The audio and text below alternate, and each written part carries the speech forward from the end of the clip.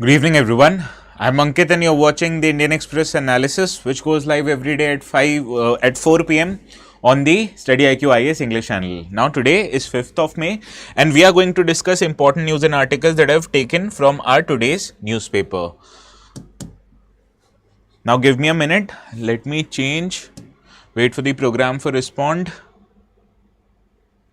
So, good evening, Rishi. Good evening, Lydia, Yashi, Augustine, Geeta, Baga, Bhanu. Good evening, everyone.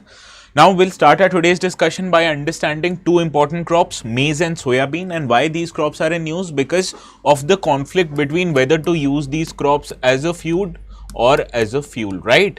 So, these two considerations, whether to use these crops as a food or as a fuel, this debate is actually going on, and particularly it relates to the one of the more important crops in India, that is maize, otherwise known as corn. Okay, so these crops we are going to understand, and why this issue of food and fuel is arising, we'll also discuss that in detail. Now, why have been taking this article? Because these two are major crops in India and therefore relevant from GS paper 3 perspective, right? And this article I've taken from the explain section of the newspaper. In the second article, we'll be understanding about the world's largest multi-stage lift irrigation project that is located in the state of Telangana, known as Kaleshwaram Lift Irrigation Project, abbreviated as CLIP. Now, there was the recent controversy regarding this irrigation project that the government of Telangana, it asked the Central Dam Safety Regulator to undertake the assessment and audit of this project. And according to the report of NDSA, it has said that the structural integrity of the construction which has been done under this project is not so good. So, we need to undertake reforms under that, right? So, we'll be understanding about this irrigation project, on which river has it been constructed, what are the benefits of this irrigation project, and what is the ongoing issue regarding this project, right? So, all of this is relevant from GS paper 1 perspective, mainly because it provides water for irrigation and drinking purposes, and it is an irrigation project. So, therefore, the relevant topic for this is geography, okay? So, we are going to discuss this also. In the third article, which probably is the most important article of our today's discussion, we'll be understanding about the line of control. Now, what is line of control? How is it different than other forms of boundary like international boundary, like working boundary? I'll tell you everything. Now, what is the history behind this border between India and Pakistan in the Union territory of Ladakh and Jammu and Kashmir? Why has it been called line of control and not international boundary? I'll give you each and every historical background also in this today's discussion. So, we'll be understanding in detail how this boundary or a working arrangement has been fixed between India and Pakistan, and this has been called as a line of control. And we'll also understand the reasons why Pakistan frequently undertakes ceasefire violation in this line of control. So, I'll tell you everything that you need to know, not just from a perspective of UPSC, but also from an informed citizen perspective, right? Because this line of control is in news all these days, because we are witnessing for the 12th straight day, Pakistan has conducted a ceasefire violation, that it undertook a unilateral decision of firing across the border, which shouldn't have been done originally. So, we'll understand each and everything relating to line of control, and this is relevant from GS paper 2 perspective and also from GS paper 1 perspective, that is post independence Indian history. In the fourth article, we'll be understanding about Iran's famous nuclear facilities, and why Iran's nuclear facilities are in news. Because US, it has been undertaking a negotiation with Iranian government in order to limit Iran's access to nuclear fuel, particularly for weapons grade purposes. So, in that ongoing demands, what are the limits that has been earlier imposed on Iran in order to prevent it from achieving 100% of nuclear enrichment? What are the facilities covered? And also in news, we'll also cover in our today's discussion. This is something relevant from places in news perspective, okay? And in the fifth article, we'll be understanding about the Bhakra Byas Management Board, which is a management board that deals with responsibility of water sharing between the states of Punjab, Rajasthan, Haryana and Delhi. So, how this body actually manages sharing of river water, what all projects are under this particular board, which ministry this body comes under, or which government this body comes under, everything I'll tell you. This is relevant from GS paper 2 perspective mainly, because it deals with interstate water dispute, okay. So, these are the relevant articles that we are going to discuss in our today's discussion, okay. So, let us start our today's discussion. Now, there are some comments. Good evening, Reshma, Priyalata, Vaishnavi, Tanny, not a UPSC aspirant, but I really enjoyed those sessions. Thank you. Madison, hello. Tani, you need not just be a UPSC aspirant. You'll gain obviously more knowledge if you watch these kind of sessions, because we are dealing with what? It concerns not just UPSC aspirants but each and everyone in the country, right? So these news are for everyone, and we are covering a national newspaper, that is Indian Express. Okay, so good evening, Shushmita. And the notes for this session, if you want to download, they are available on my Telegram channel, ATS Live. So you can go to the channel, search for it by entering the words ATS Live on the top right hand corner of your app. You also have an option to scan this QR code. This will take you directly to the Telegram channel, where the notes will be made available immediately after the session ends. Okay. So we'll start our today's discussion with this first article, and as you can see, it appeared in the explain section, which is on page 18 today. Now this article deals with fuel versus food debate in regard to a particular crop known as maize, also known as corn. Okay. Now corn is an important crop as far as India is concerned, therefore the relevant paper is GS paper 3. Okay. Also this article talks about another important crop, that is soybean, also an important crop. So therefore this article is from the perspective of GS paper 3. Why are we discussing this article? Because you understand agriculture is source not just for food but also for feed for animals and cattle, right? It also provides us fiber as well as fuel. For example, take cotton. Now raw kapas, which is the Hindi name of cotton, it is majorly used for what? It is majorly used for cotton fiber products, right?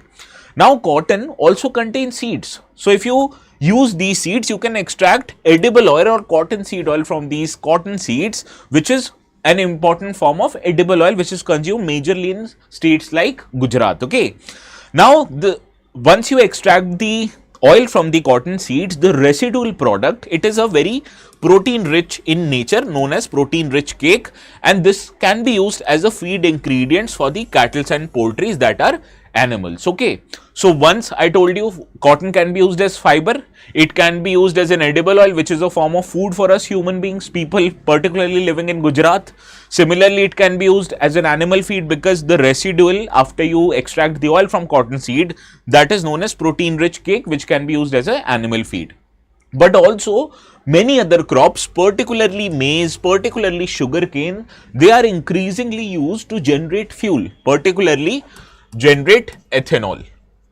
Now ethanol, we understand it is mixed with petrol in different categories, particularly E20 ethanol, which means 80% of petrol is blended with 20% of ethanol, and these are supplied into the petrol pumps, which eventually powers our vehicles. Okay. So that is why increasingly more crops like maize, like sugarcane, they are being increasingly used not just for food, fuel and feed purposes, but these are also being used for fuel purposes, particularly in manufacturing of ethanol, which is blended with petrol to make fuel. Now you understand, whenever you are growing a crop and when you are using more of that amount of crop for fuel, automatically less amount of crop will be left out for us to be used as food, right? So this is the debate that we are going to understand in our today's discussion.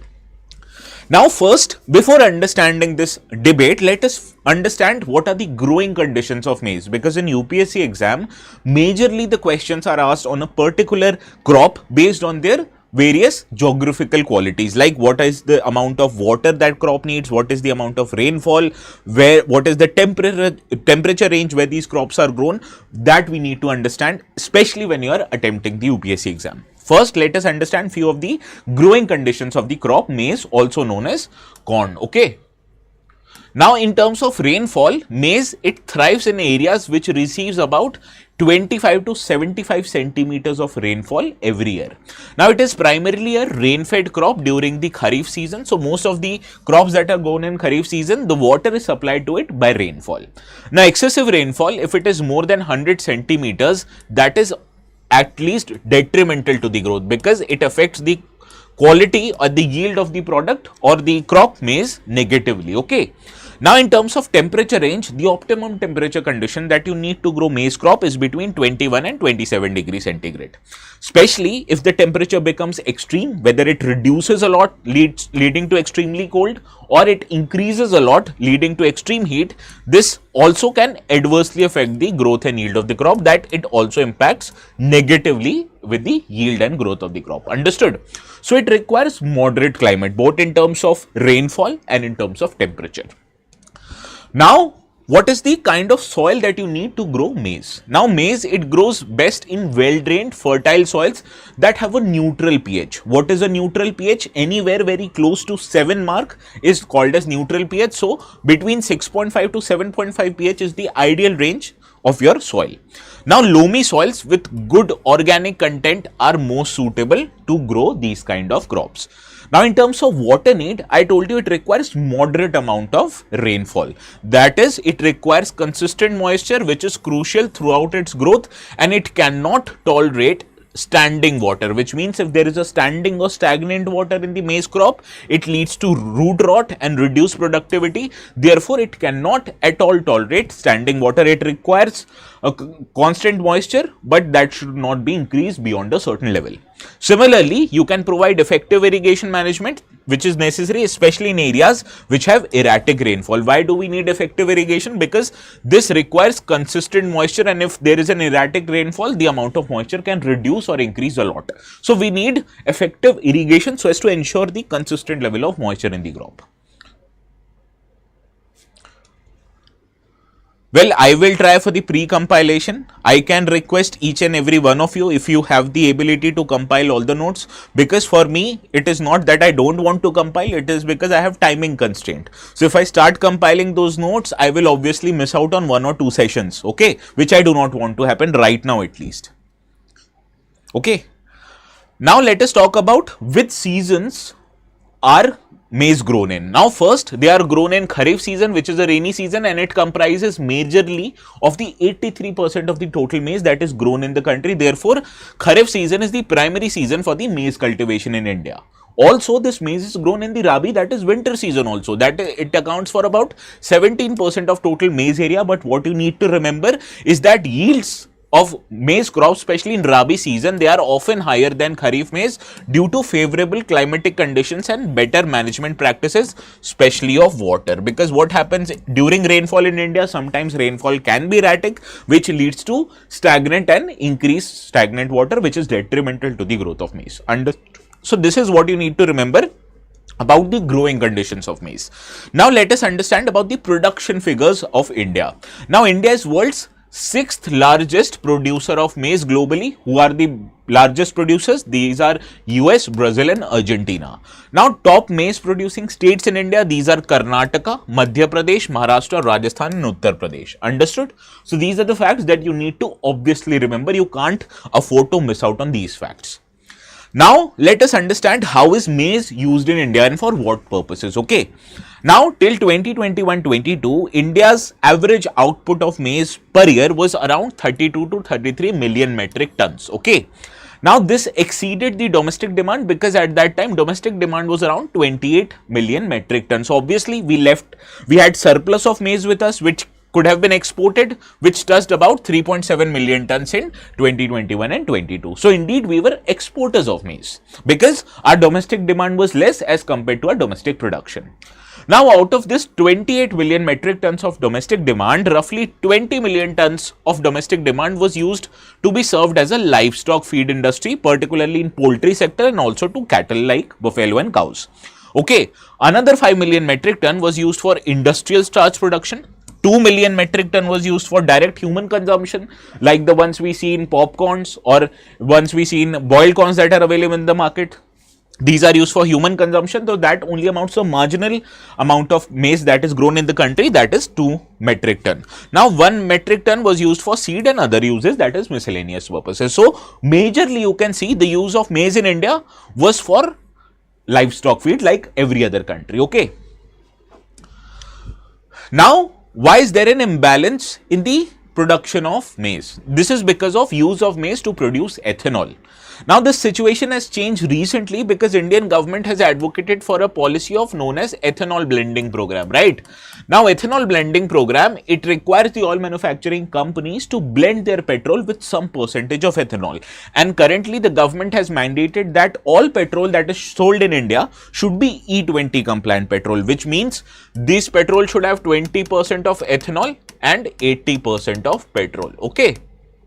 Why was this done? To reduce our import dependence on crude oil, especially petrol. Okay.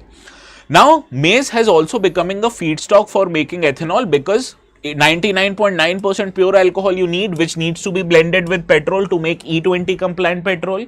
And maize, it contains compounds like starch and other carbohydrates, and naturally you can ferment these starch and carbohydrates to get alcohol in form of ethanol. Now, 1 ton of maize, it actually gives about 380 liters of ethanol. So you understand, this is something of a new demand sector which has emerged for maize. Earlier it was used exclusively or mainly for feedstock purposes, only minutely for other purposes. Now these are used majorly for ethanol generation purposes. So understand, when you are growing a finite amount of commodity and you are using majorly to generate your fuel demand, how will you ensure other demands are met? Okay, so this is the debate that we are going to address.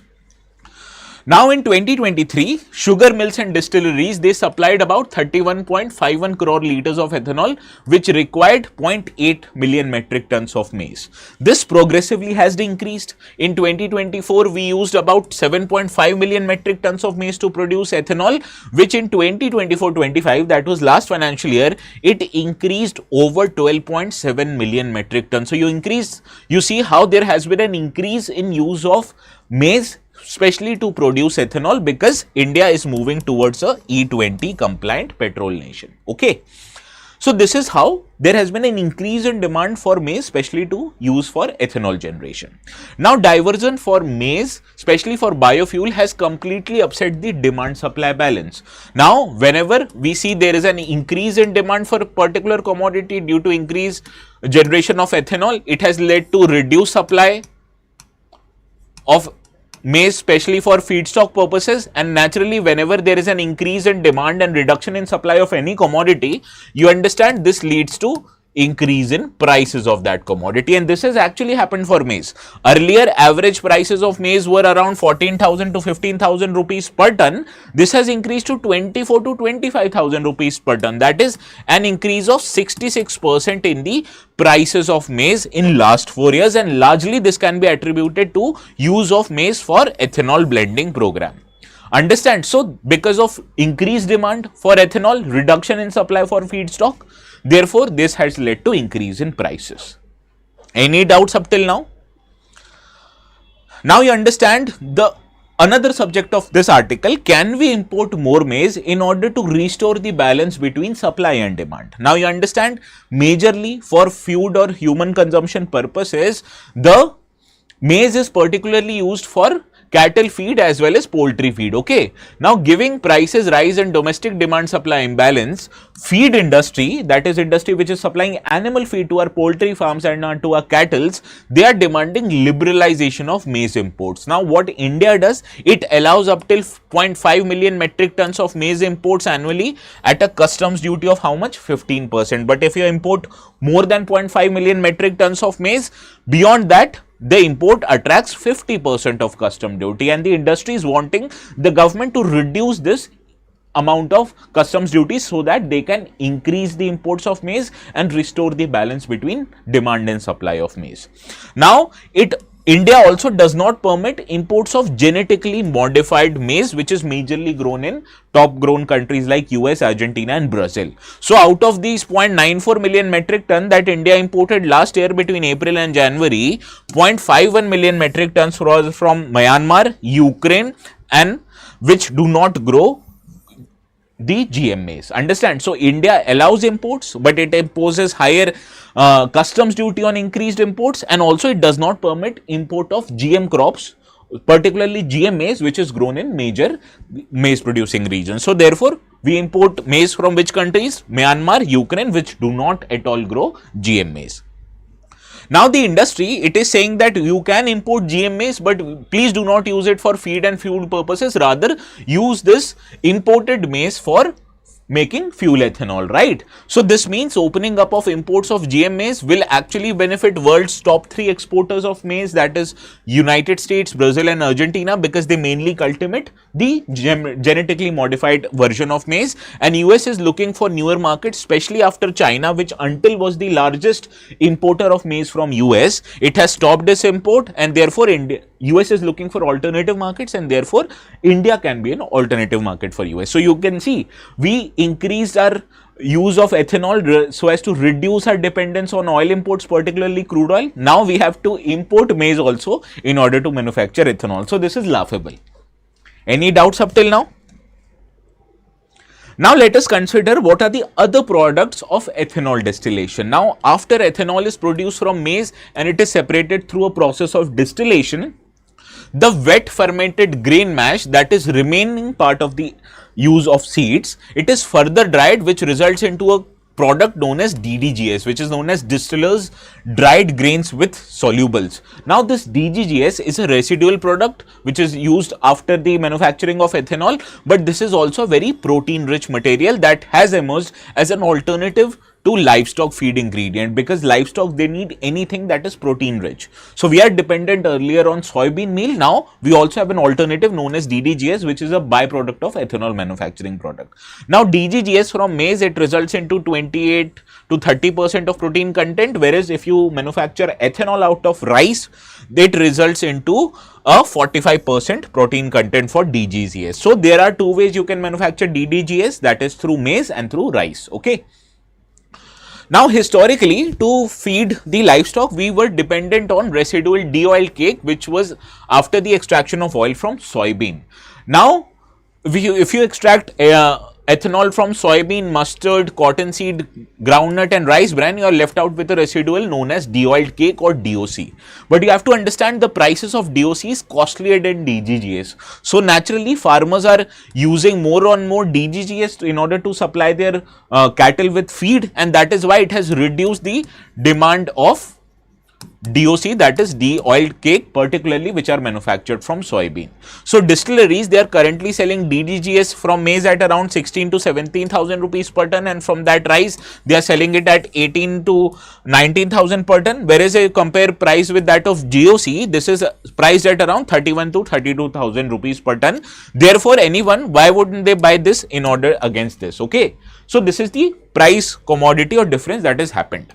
Now in all, India is generating how much DDGS? That is about 5 million metric tons of DDGS, which is a byproduct of ethanol from maize and rice. Now additional supply of this alternative food grain has actually exerted a downward pressure on soybean DOC price, which I have also introduced, and therefore soybean DOC price has fallen by how much? 30% in last 3 years, and this has also reduced the demand of overall soybean in the market, and therefore soybean is trading in Indian mandis at about 4,300 rupees per quintal, which is well below the MSP of soybean, that is 4,892 rupees. So you can understand the demand of soybean has reduced. Why?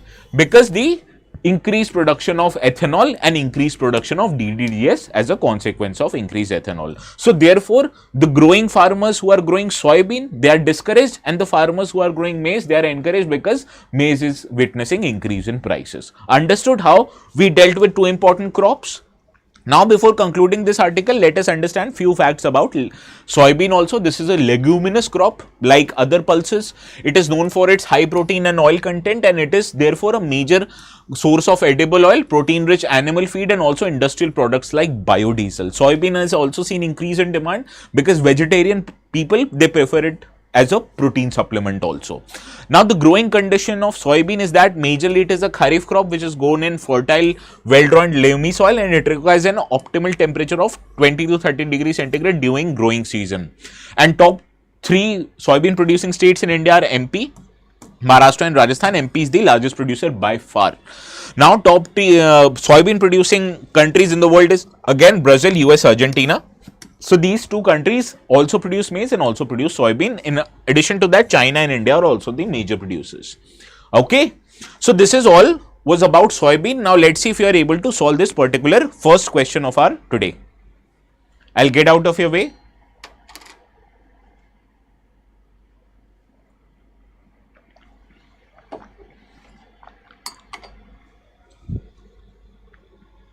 Sarang.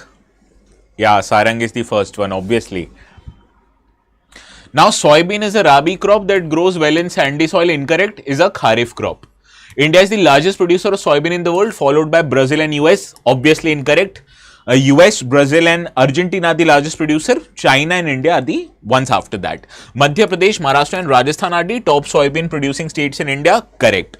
So first and second are incorrect, third is correct. So option C is your right answer.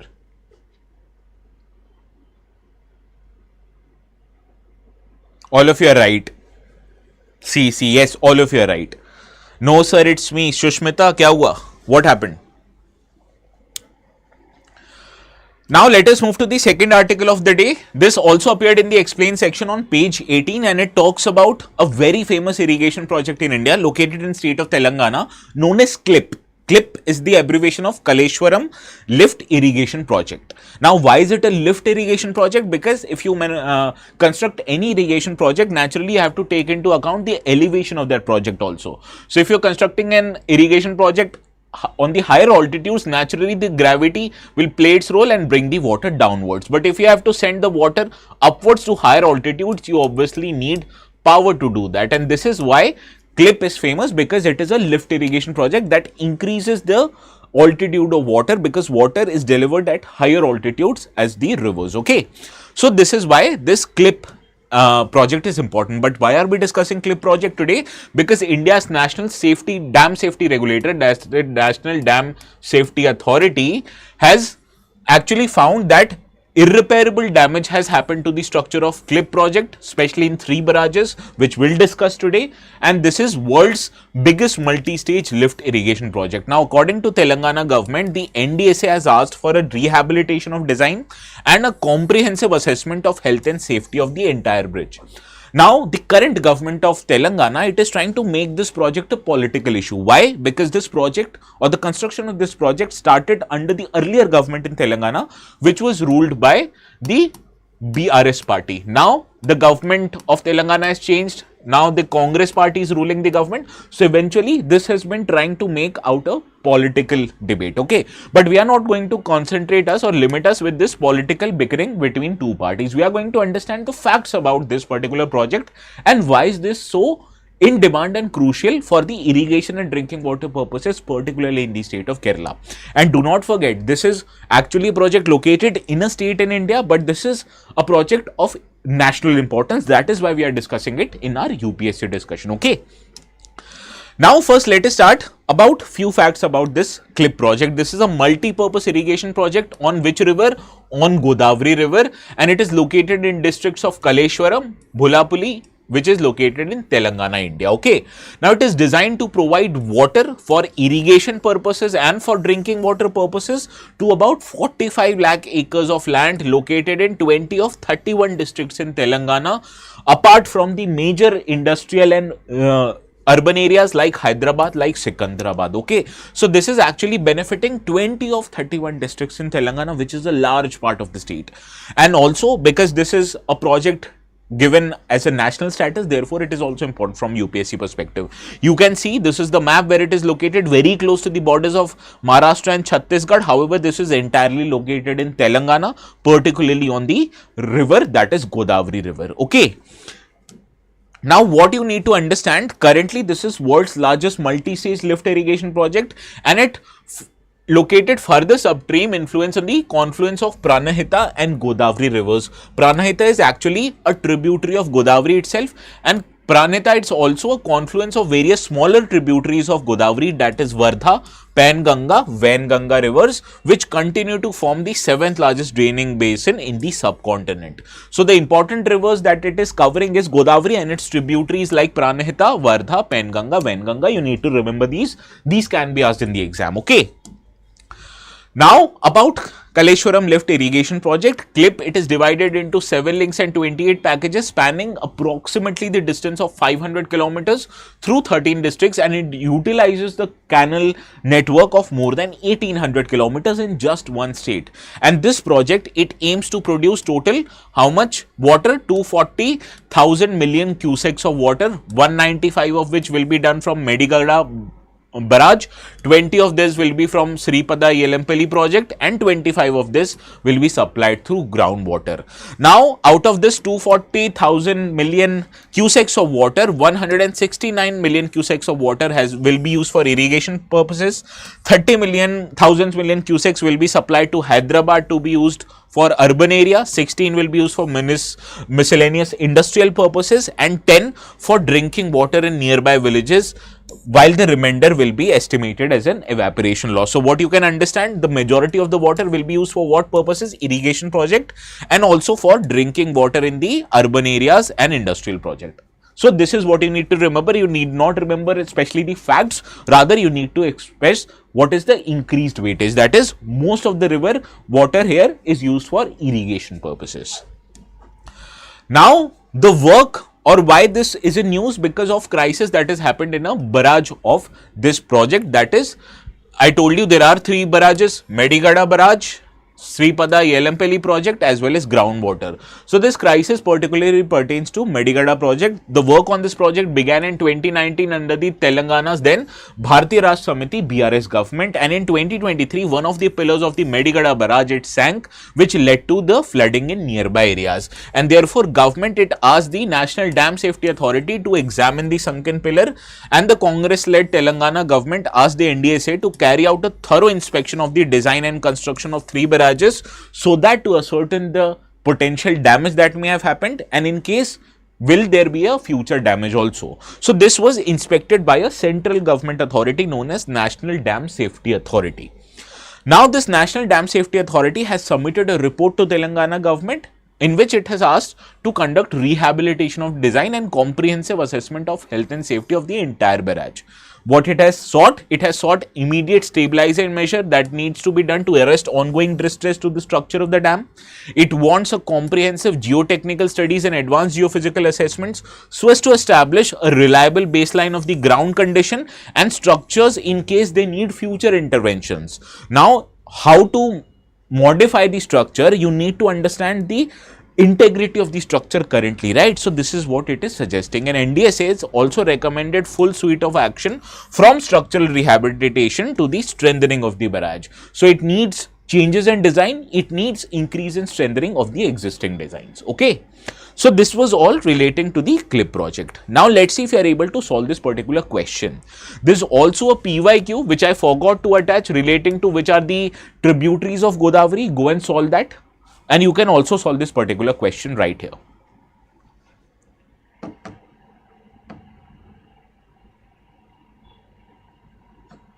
PYQ of Godavari.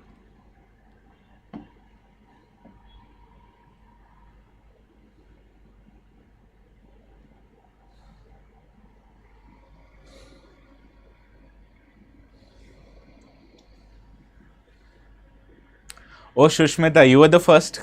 Wow. Good.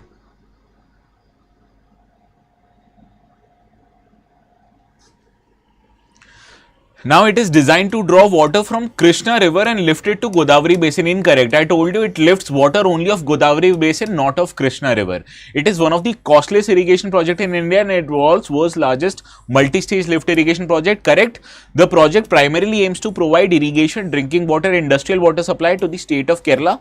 Telangana also correct. So second and third are correct. Option B is the right answer. Bhanu, Yashi, Sarang, Priyalata, Rishi, Baga, all of you have gotten this right.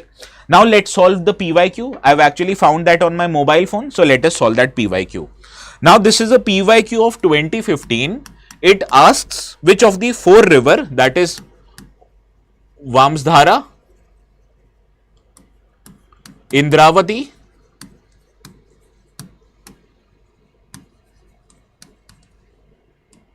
three Pranahita,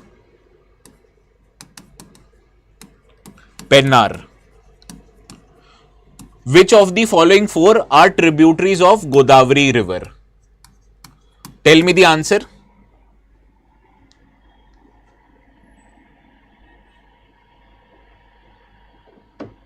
This is a PYQ of 2015. Pardon my very good handwriting. I hope you excuse me.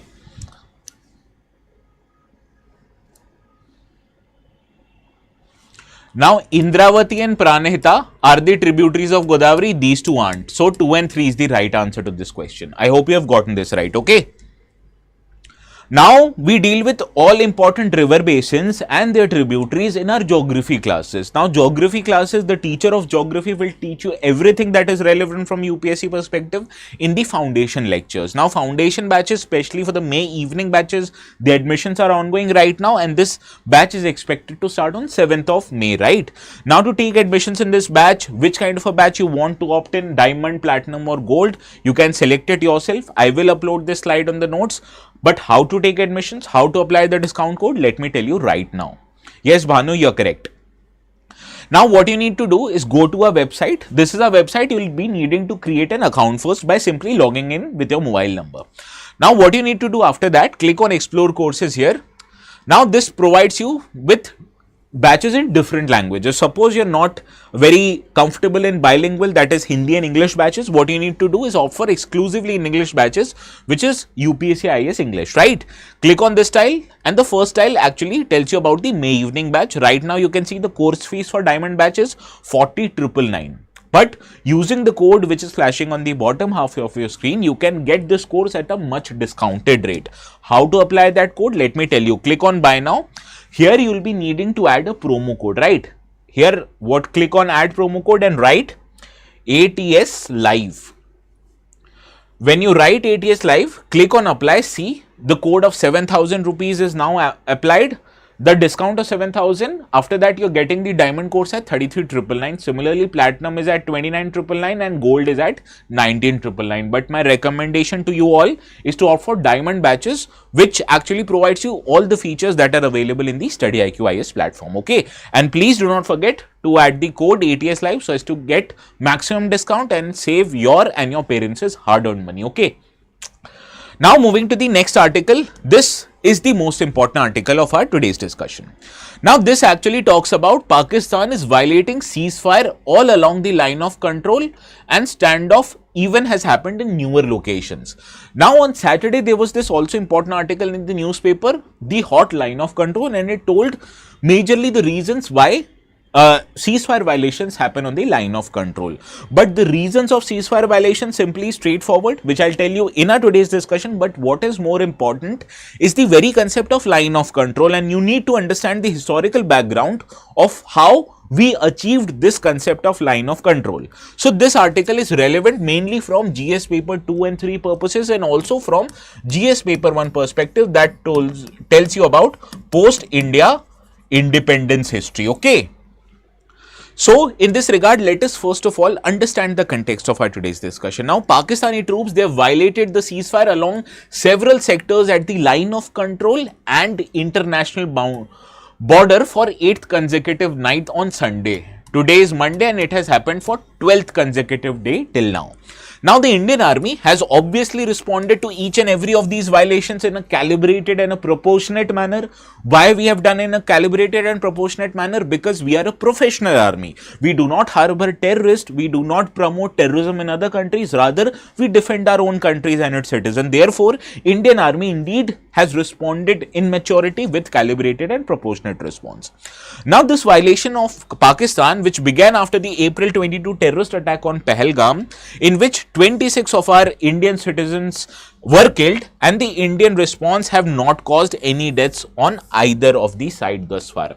So India is actually waiting on the military response that will happen from Indian armed forces, but till now we are witnessing that Pakistani troops are unease. Therefore, they are committing what is known as ceasefire violations along LOC alongside the international border. So you understand there are two terms that are used to depict the boundary between India and Pakistan. One is international boundary and another one is line of control. So how these two are different? Let me tell you in our today's discussion.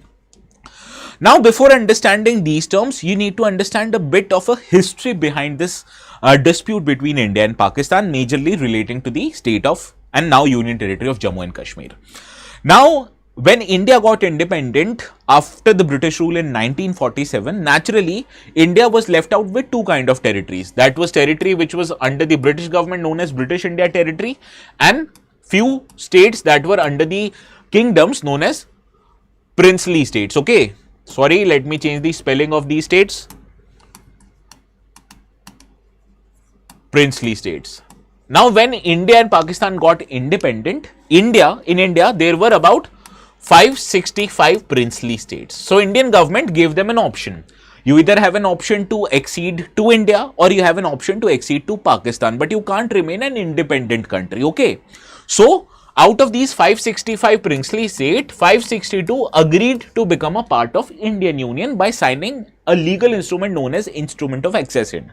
But 3 princely states, they actually wanted either to become a part of Pakistan or remain independent. These 3 were Junagadh, Hyderabad and Jammu and Kashmir. Junagadh and Hyderabad wanted to become the part of Pakistan, and the erstwhile princely state of Jammu and Kashmir, it wanted to remain independent as a sovereign country.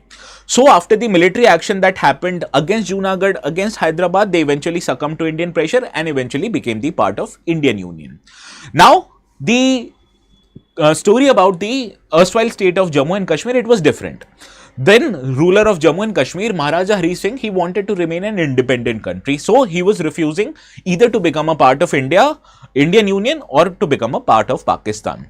Now Pakistan saw this as an opportunity. It thought if it committed aggression on then erstwhile state of Jammu and Kashmir, it can actually annex the entire region of Jammu and Kashmir. So what Pakistani army did, under the garb of tribal invasion, they sent some of the tribals which were indeed led and aided by the Pakistani army to invade the erstwhile state of Jammu and Kashmir. So the then ruler of Jammu and Kashmir, Maharaja Hari Singh, he eventually came under pressure. So he went to Indian government, especially to Jawaharlal Nehru and Sardar Vallabhbhai Patel, asking them for their help. So Jawaharlal Nehru and Sardar Vallabhbhai Patel, they were of the opinion that since you are not a part of Indian Union, how can we send our army to your rescue? So in that circumstances, what Maharaja Hari Singh did, he acceded to Indian Union by signing what was known as Instrument of Accession. So because of Instrument of Accession, the erstwhile state of Jammu and Kashmir, it became a part of Indian Union. Therefore, legally and formally, the entire state of Jammu and Kashmir, it became a part of Indian Union. So therefore, after the signing of Instrument of Accession, Indian Defence Forces were sent by air to Srinagar, and therefore it achieved what was known as control of Jammu and Kashmir with Indian government. Now, after this war which happened, there were some areas in the erstwhile state of Jammu and Kashmir that remained under the control of then government of Pakistan before the ceasefire was achieved after the intervention by United Nations, right? So after the intervention of United Nations, both of these countries agreed to end their war with establishment of ceasefire. What is ceasefire? Actually, after the war, whenever the two armies agreed to stop firing and stop attacking each other's territory and maintain status quo, that is called as ceasefire. So this boundary between India and Pakistan right now, it does not respect the formal agreement of Instrument of Accession. Rather, it is according to the ceasefire line that was signed after the end of Indo-Pakistan War in 1948. Now, this is the Indian boundary that it shares with Pakistan. So you can see there are 5 states and union territories that share the boundaries with Pakistan. Here you can see Gujarat shares the boundary with Pakistan, so does Rajasthan, so does Punjab, and so does union territories of Jammu and Kashmir and Ladakh. So in India, 3 states and 2 union territories, they share their boundaries with Pakistan. Now, the status of boundary between India and Pakistan in Gujarat, Rajasthan and Punjab, these are agreed by both of the countries. Therefore, these are designated as what? International border. Now, on the other hand, which I'll tell you in the next slide, you see the boundaries between India and Pakistan in the erstwhile state of Jammu and Kashmir that has now become into 2 different union territories, Jammu and Kashmir and Ladakh. It is different when as compared to India's legal position in this matter. So see from this slide, this is the boundary, actual boundary between India and Pakistan. India formally has the control of this many area of Jammu and Kashmir, which is the entire erstwhile state of Jammu and Kashmir, but in practice, the Indian control rests only up till this line, and after that, there is the control of Pakistani army and Pakistani government. So this line which separates the existing position between India and Pakistan, this is called as line of control. Similarly, a part of India, that is Aksai Chin, has been illegally occupied by China. So this also remains a territory under the occupation of China. So this difference of position between Indian government and Chinese government, formally, this is called as line of actual control. Whereas India has legal right over the entire state of Jammu and Kashmir. Understood? So the existing line between India and Pakistan in the Union Territory of Jammu and Kashmir and Ladakh is called as line of control, whereas between India and China towards the eastern side of Jammu and Kashmir, it is called as line of actual control, abbreviated as LAC. So this is the difference between international border and line of control. International border is a legally accepted term. Both of these countries have agreed that this is the entire actual legal line which separates India and Pakistan, but line of control is different. How is line of control different? Let me tell you that.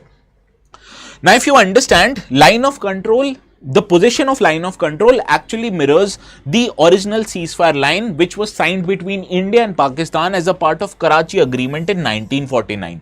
Now, after Indian government and Indian armed forces and the Pakistani armed forces declared ceasefire after the 1948 war, they signed an agreement in Karachi in 1949 which designated the existing position of these two armies in the state, and they said this was a ceasefire line. So this actually is the de facto military boundary between India and Pakistan in the Jammu and Kashmir region. You understand what is the difference between the term de jure and de facto? De jure is legal, formal, de facto is in practice or informal.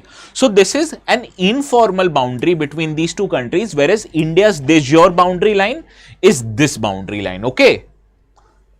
So this is India's de jure boundary line and this is India's de facto boundary line. Legally, this is our boundary line. Entire Union Territory of Jammu and Kashmir and Ladakh is an integral part of Indian Union. Understood? Please do not mistake. Now this LOC, it originated as a ceasefire line which was due to the Karachi Agreement of India in 1949. Now after the war in 1971, India and Pakistan also signed an agreement known as Shimla Agreement of 1972, where this ceasefire line came to be known as a line of control. So the term line of control, it originated in 1972 and it is exactly the same as the ceasefire line which was signed between India in Karachi Agreement. So ceasefire line is the product of Karachi Agreement, line of control is the product of Shimla Agreement. Shimla Agreement was signed after the 1971 war, where India transferred lakhs of POWs that it captured from Pakistan, in addition to some concessions made by the Pakistani government, and both of the government agreed that until unless we solve our border dispute, the actual difference of the position of these two armies will be called as line of control. So in legal terms, you have to understand line of control is a military border without any prejudice to the recognized position of either side. They said until and unless we formally agree to the boundary, let us consider this line of control as a military boundary, and therefore this is not a legally recognized international border but a holding line for both militaries. So does LOC has a legal sanctity? The answer is no. What is our legal position? Our legal position, our formal position, our rightful position is that this boundary is the exact boundary between India and Pakistan on the west and exact boundary between India and China on the east, not this LAC, not this LOC. Understood? So the length and coverage of LOC is that LOC spans approximately 740 kilometers, stretching from Ladakh in the north to Poonch district in the south, that is located in the region of Jammu.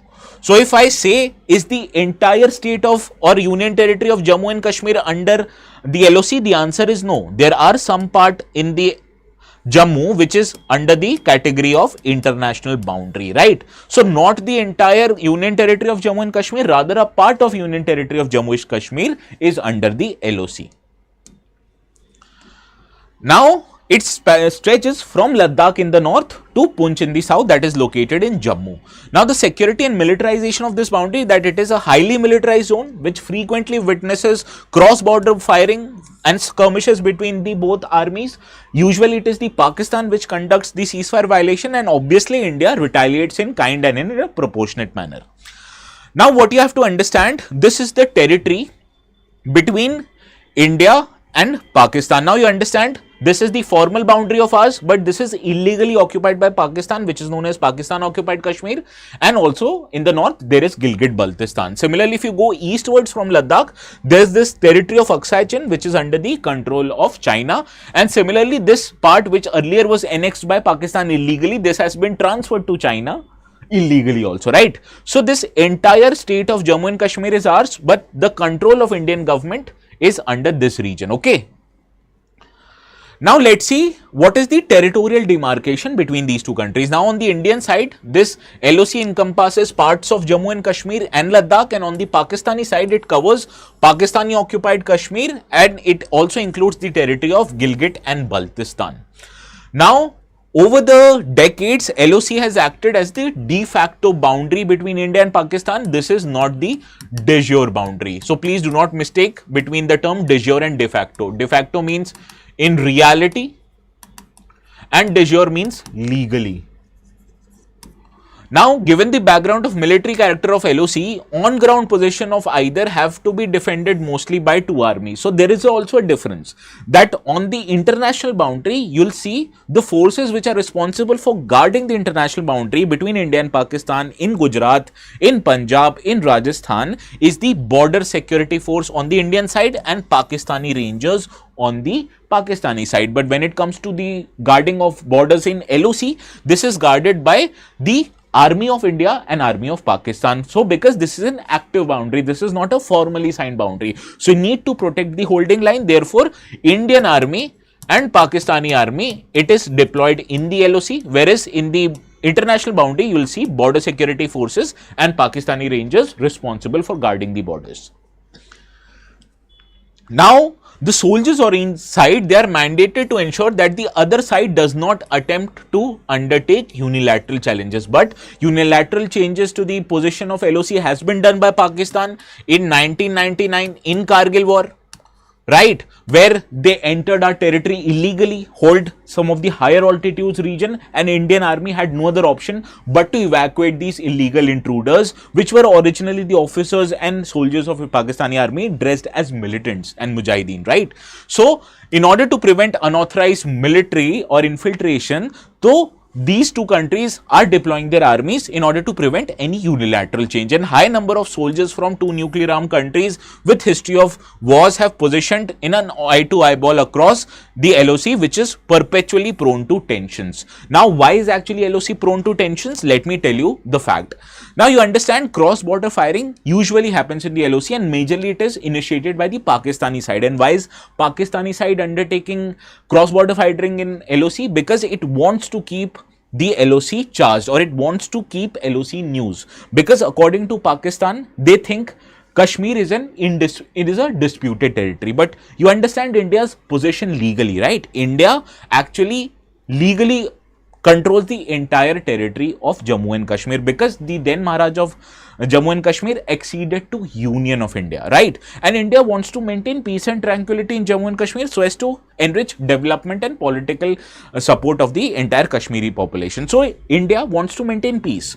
But if peace would prevail in the region, how it would support Pakistani position that Kashmir is a disputed territory, right? So in order to prevent peace from happening in Kashmir, in order to keep the divide that exists in Kashmir perpetual, and also to enlist the support of other countries so as to make Jammu and Kashmir as an undisputed territory, Pakistani government and its army has been perpetrating terrorism in Jammu and Kashmir. And so that in order to ensure that the terrorists actually infiltrate into Indian side, Pakistani government and its army conducts routine firing on the LOC, where the Indian army gets busy in order to respond to these Pakistani army, and this provides an opportunity to terrorists to infiltrate in the Indian side of the Jammu and Kashmir illegally. So therefore, you will see cross-border firings usually happen in order to support the entry of terrorists in the region.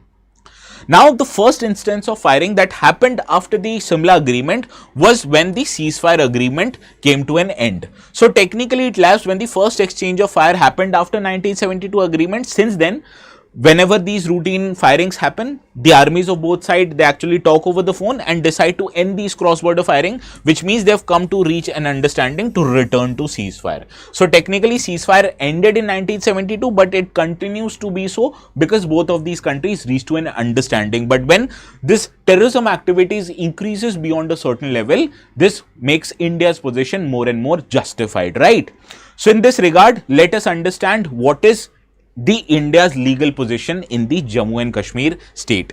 Now, technically from this map, what you would understand, that India's formal control, India's legal recognition and India's rightful recognition of the Jammu and Kashmir, it includes Union Territory of Jammu and Kashmir, Union Territory of Ladakh on Indian side, it includes Pakistan occupied Kashmir and the territory of Gilgit-Baltistan on the Pakistani side, it includes territory of Aksai Chin, and also the area which was ceded illegally by Pakistan to China.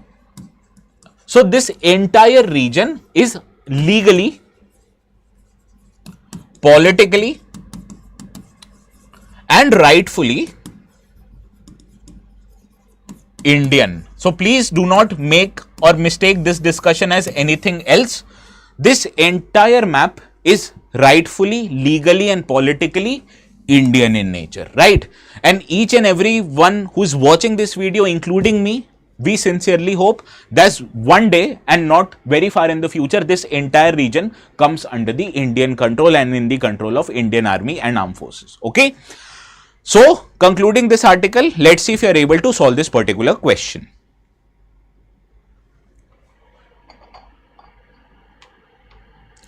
Well, UNO and other bodies, how can they send any other army to ensure justice? Well, justice as a concept does not favor the weak. It only favors who is strong.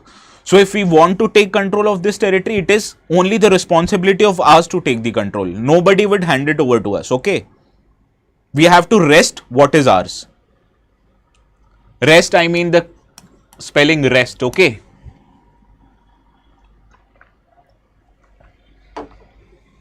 Now, LOC was established following the Karachi Agreement in 1949 between India and Pakistan. This is incorrect. This was ceasefire line and it became LOC only in 1972, okay. LOC demarcates the boundary between India and Pakistan in the entire Jammu and Kashmir region, including Aksai Chin. Incorrect. LOC is in the parts of Jammu and Kashmir and Ladakh, whereas west part of Ladakh is also called as LAC, which is between India and China. Like international border, LOC is an internationally recognized as an legal boundary, again incorrect. Understood? So LOC is not recognized as a legal boundary. So the correct answer to this question is option D, not option A. Understood why option A was first statement was incorrect?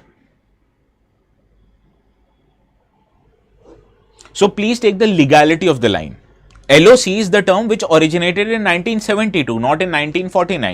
In 1949 up till 1972, that line was called as ceasefire line. Understood? Now let's move to the another article. This one appeared in page 14 of our today's newspaper. It talks about that Iran must walk away from its uranium enrichment long-range missiles. This is a statement given by the Secretary of State of United States.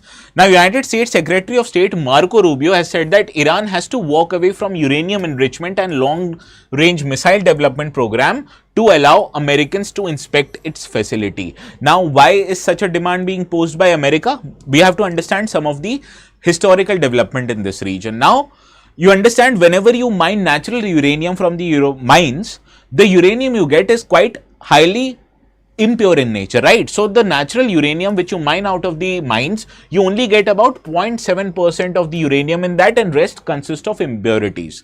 Now, to get or make power out of this uranium, you naturally needed to get rid of the impurities that is available in the natural uranium. And this process is called as enrichment process, right? Which when you separate and where you separate impurities and you concentrate or increase the amount of uranium-235 in that compound, which is crucial for maintaining a sustainable chain reaction and producing electricity. So most reactors that generate power out of nuclear fuel, they require fuel enriched up to a level of 3 to 5% in nature, and as you move higher, you actually get weapons grade uranium, okay?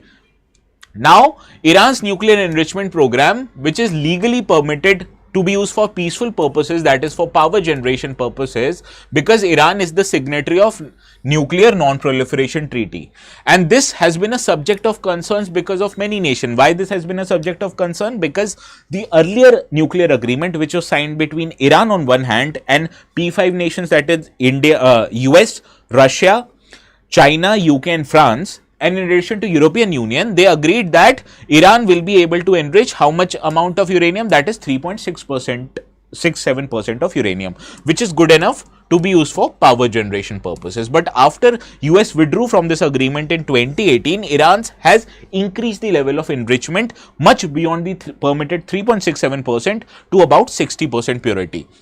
And this is very close to weapons grade uranium. That is why it has been a subject of discussion overall the world. Now, Iran actually enriches this uranium in many of the nuclear facilities that are available in the nuclear Iran. That is Arak nuclear facility, Fordo nuclear facility, Natanz nuclear facility, and as well as Bushehr nuclear facility. So, we will discuss these 4 nuclear facilities. Please remember where these are located in Iran. Now, Natanz nuclear facility, which is the most famous nuclear facility, this was also the site where Israel and US conducted a cyber attack in the Stuxnet cyber attack. If you do not remember Stuxnet, just enter the word Stuxnet after the session ends and you will be interested in what happened this time. So, Natanz nuclear facility is the most important nuclear site of Iran, and it is located in Isfahan provinces, and it actually enriches the uranium. Now, this houses thousands of centrifuges. Centrifuges is the machine which you utilize to enrich any compound, be it uranium or be it anything. Now, Fordo fuel enrichment plant, it is also near Com, and it is buried deep inside a mountain. And why this is buried deep inside a mountain? To make it fortified against airstrike which might happen due to US or Israel's intervention. Now, originally this remained a secret facility until it was received by Western intelligence back in 2009. Now, another facility that we are covering today is the Arak heavy water facility, which is a plutonium production plant located in Markazi province, and it can produce plutonium which can be used for nuclear weapons. Similarly, the only power plant that generates electricity in Iran, that is Bushehr nuclear power plant, is a civilian nuclear energy production plant located in southern part of Iran, very close to the Persian Gulf, and it is Iran's only operational nuclear power plant, and it was done or constructed because of Russian assistance. Understood? So, these are the facilities that we are going to cover today. Now, let's see if you are able to solve this PYQ in 2015 was relating to Beijing plan of action, and I have changed that question to deal with our today's discussion, that is joint comprehensive plan of action often seen in the news is what? Please let me know the correct answer quickly.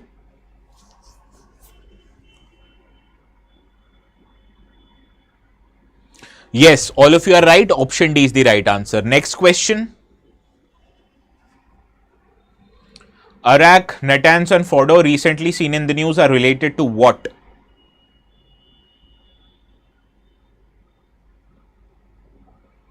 Yes, this time also you are right. Option C is the right answer.